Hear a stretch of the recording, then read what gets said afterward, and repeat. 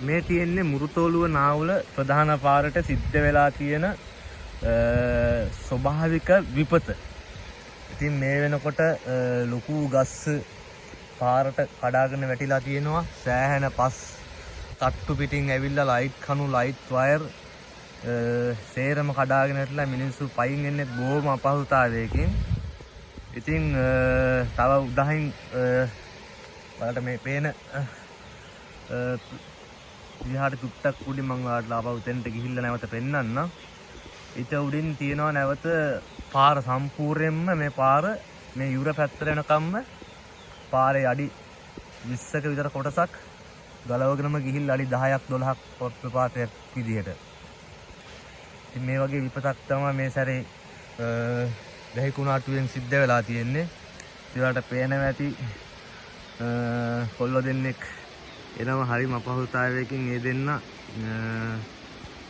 අපේ සිවිලින් වැඩක් කර ඉන්න ගමන් මටත් එයාලව ගන්න යන්න විදිහක් තිබ්බෙත් නැහැ. ඉතින් ඊයේ රෑත් ඒ ගෙදරටම කොටු වෙලා ඉඳලා එන්න තැනක් නැතුව දැන් මේ එන ගමන් දැන් මම මේ ඇවිල්ලා ඉන්නේ එයාලව ගෙනියන්න තමයි ඇවිල්ලා ඉන්නේ. සෑහෙන මගකට ඇවිල්ලා එයාලා දැන් කිලෝමීටර් 6-7ක් එහා ඉඳලා දැන් උදේ ඉඳලා මේ පයින් එන ගමන් දැන් පැය දෙකක් විතර පයින් එනවා. මේ වගේ සෑහෙන්ට මේ විපත් සිද්ධ වෙලා තියෙන මේ පාරේ තමයි හරිම අවදානම් කොටසක එන්නේ.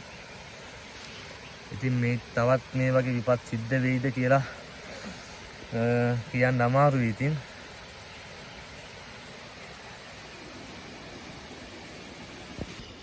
මේ තියෙන්නේත් පාරේ පිපුරුන් කොටසක් තියෙන. දැන් මේ ටිකත් මෙතනින් මේ ලොකු ප්‍රපාතයක් වගේ තියෙන්නේ. මේ ටිකත් ගැලවෙන්න තමයි මේ පුපුරලා තියෙන්නේ. ඉතින් තව කීප දවසක් පැස්සොත් මේ විදිහටම පුපුරලා තියෙන කොටස් මේවා ගැලවිලා යන්න පුළුවන්. මම තා ටිකක් ඉස්සරහට ගිහලා ඔයාලට පෙන්වන්නම්.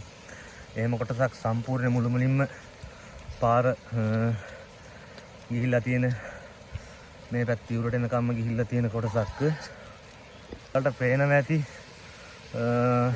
පාරේ සෑහෙන කොටසක් ගිහිල්ලා තියෙනවා කියලා. ඉතින් ඔහොම තමයි නාවුල මුරුතෝලුව ප්‍රධාන පාරට සිද්ධ වෙලා තියෙන විපත. ඉතින් මේවා ප්‍රතිසංස්කරණය වෙන්න කොච්චර කාලයක් යයිද කියලා අපිටත් කියන්නත් අමාරුයි. මොකද ඉතින් මේවට ඉතින් ප්‍රතිපාදන හම්බෙලා ඒවා ඉතින් ලැබෙන තුරු ඉතින් අපිට ඉවසන් ඉන්න වෙනවා. ගොඩක් අපහසුතාවයකටපත් වෙනවා මිනිස්සු සියලුම දෙනාම ගම්වාසීන්. ඉතින් ඔයාලා හැමෝටම බොහොම ස්තුතියි.